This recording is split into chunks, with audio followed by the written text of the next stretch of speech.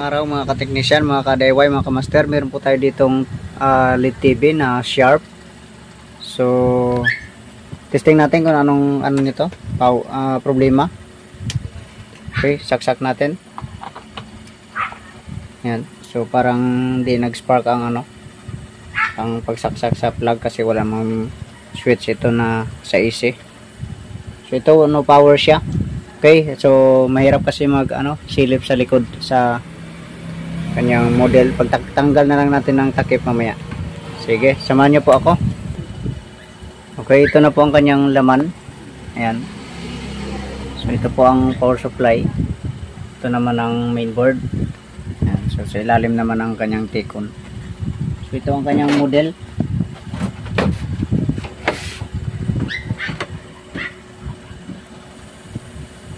Yan. LC40 LA265M. Yan. Okay. Sige.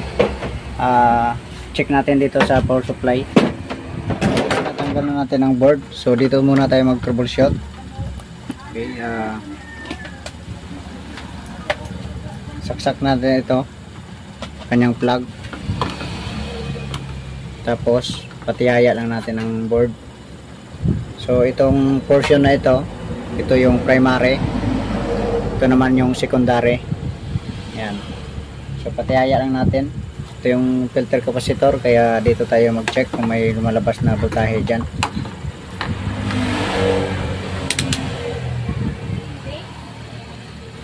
Sige, saksak natin. Yan, saksak na yan. So walang supply dito. Mababa ang supply dito. Ayan o. Mababa ang supply sa primary. Okay, bunutin natin.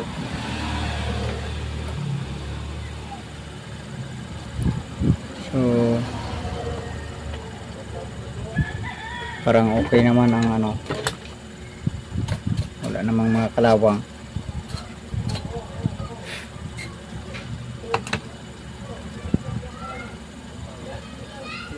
Mababa ang supply sa primary.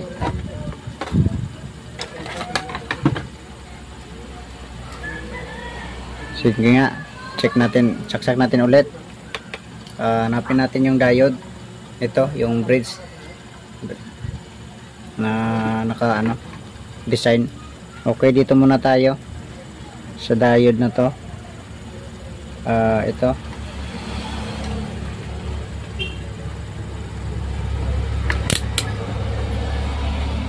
Ayan, AC pa kasi yan, kasi diode pa lang.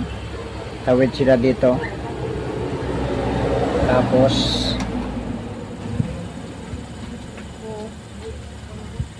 dito pala papunta. Ayan, hindi pala makita. So ito yung plug dito, yung plug. Ayan. Tapos ito na yung positive na connection diode. Ayan. So pagdating dito, mataas naman dito.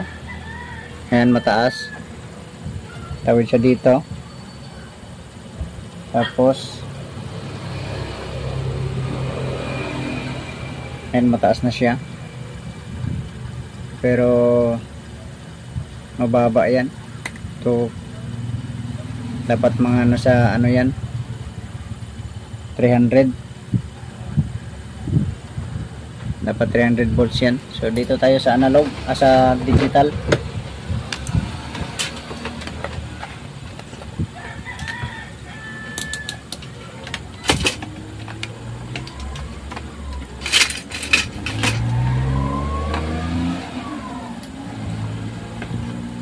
Ayan. Check natin yung filter. Ayan, 230. Dito nga tayo sa secondary. Mapansin natin dito sa mayroon siyang ayan, mga pin out dito. Ayan, 13 at saka Ayan, 13 lang. May 12 volts din. Sige nga, check natin dito sa output.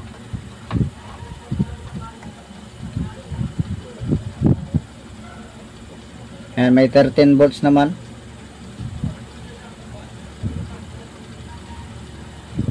So normal naman ang power supply. May 13 volts. Okay, so ibalik muna natin dito sa kanyang. Dito tinanggal natin yung mainboard. Dito tayo mag-focus kasi normal naman ang power supply. Okay, saksak natin. Ayan. Tapos check natin kung pasok dito ang 13 volts.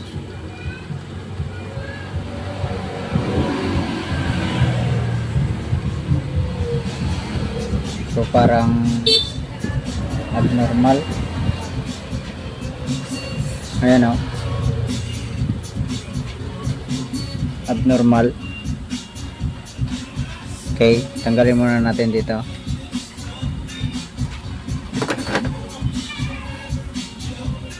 Tapos check natin dito. Ayan lang. Trace ko lang ang ground. Ayan, katabi lang. 3. Ayan, 13 volts. Check nga natin ang resistance dito sa ano.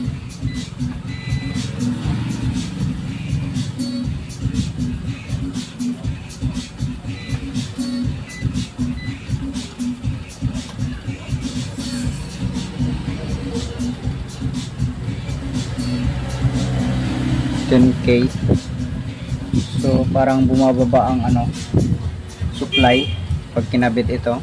Okay, bunutin muna natin. Salpak natin. Okay, saksak.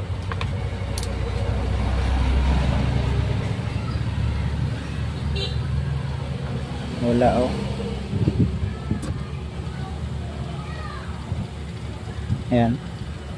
3 volts lang.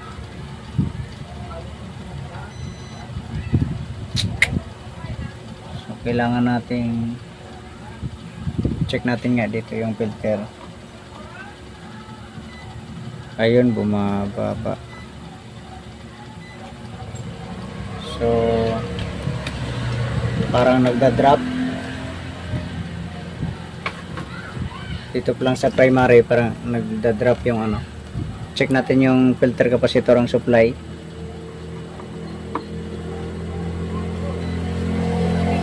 Ayan o, nagda-drop 88.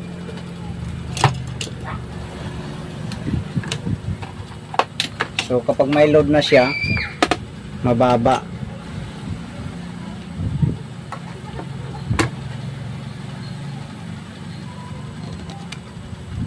Mababa ang supply pag may load.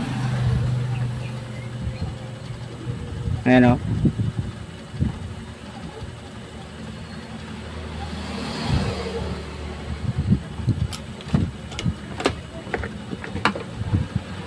Wala namang umiinit dito. Bunutin muna natin. Ito. Balik natin. Saksak.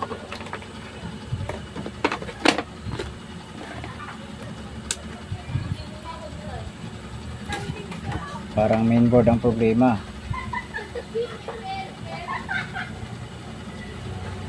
Normal oh.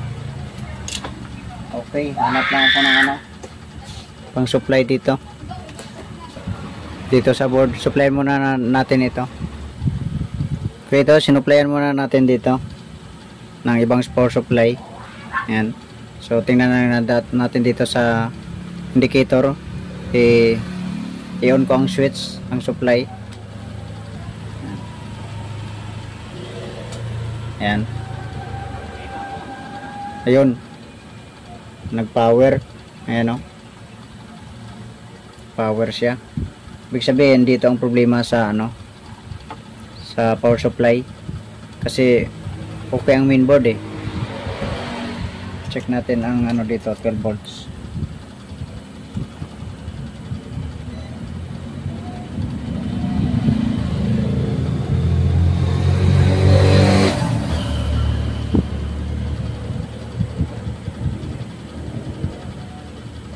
So namatay kasi dahil walang ano,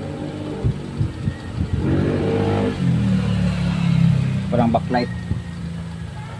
Ayan.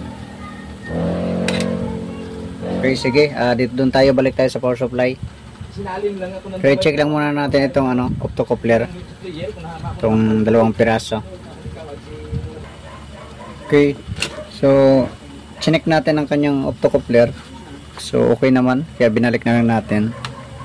Ngayon i-check na lang natin yung ano, supply ng mga driver nito, driver yung ano, PWM ng bawat MOSFET. So dalawang MOSFET dito. Ito yung para sa regulator, ito naman ang para sa PFC, itong regulator ng PFC.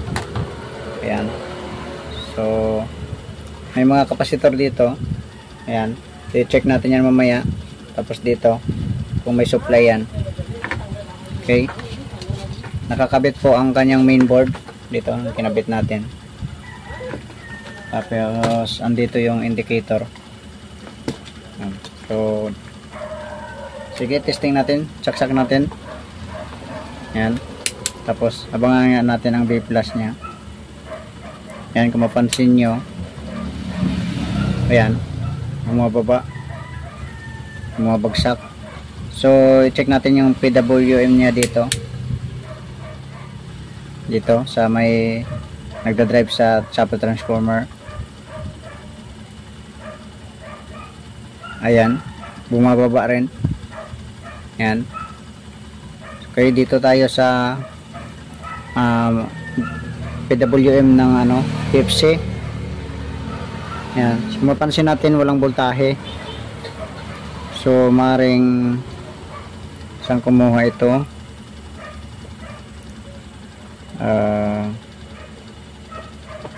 Trace natin.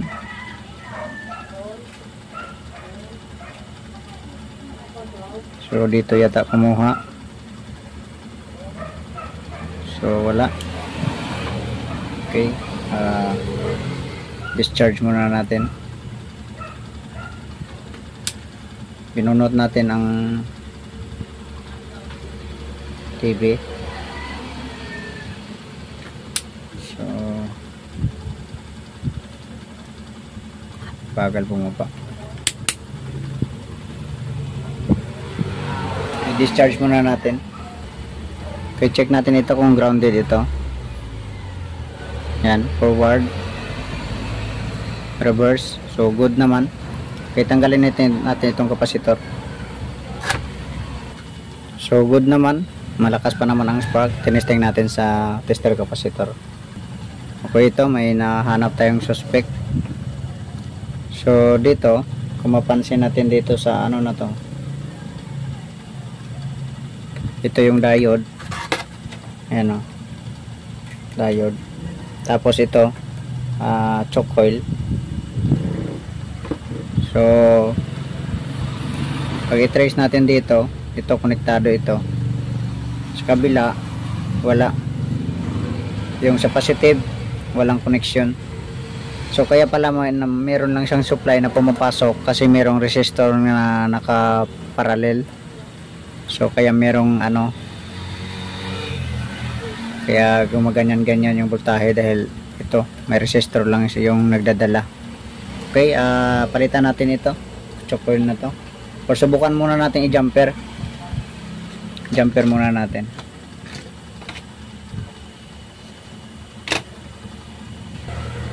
Okay, ito ginamperan lang natin ng maliit na wire. Ayan, so hindi masyadong makita na. Ayan, maliit lang na wire yung nilagay natin. Ito. Okay, sige, testing natin.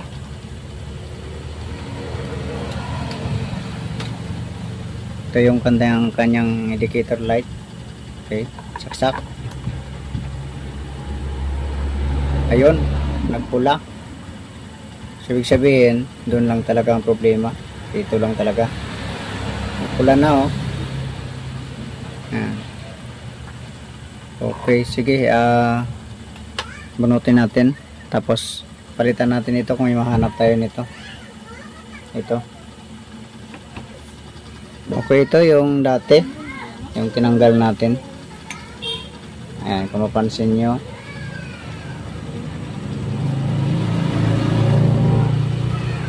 hindi ma-focus. Ayan o, halos corroded na kasi dito. Moisture siya. Moisture. So ito yung pinalit natin. So maliit lang pero pwede naman yan. Okay, sige, testing natin.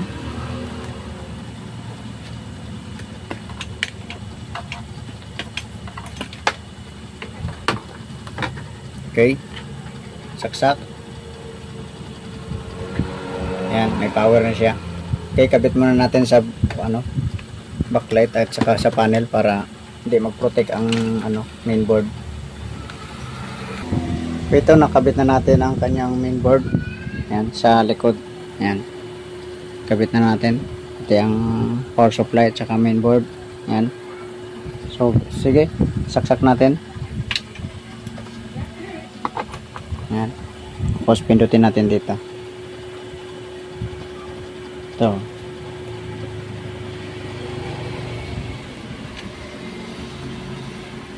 Yan. Yan, nag-green na. Antayin lang natin. Ayun, lumabas na. Yan. So, okay pa ang kanyang panel. Ito, ang kanyang, may bakat nga lang kanyang backlight. Pero okay lang din man yan. So, kabitan na lang natin ang cable. So, ito, nakabit na natin ang cable. Oh, ayan. So, normal naman ang kanyang picture. Ayan. So, sana po ay natutunan po tayo sa video. Okay, sige. God bless po sa inyong lahat.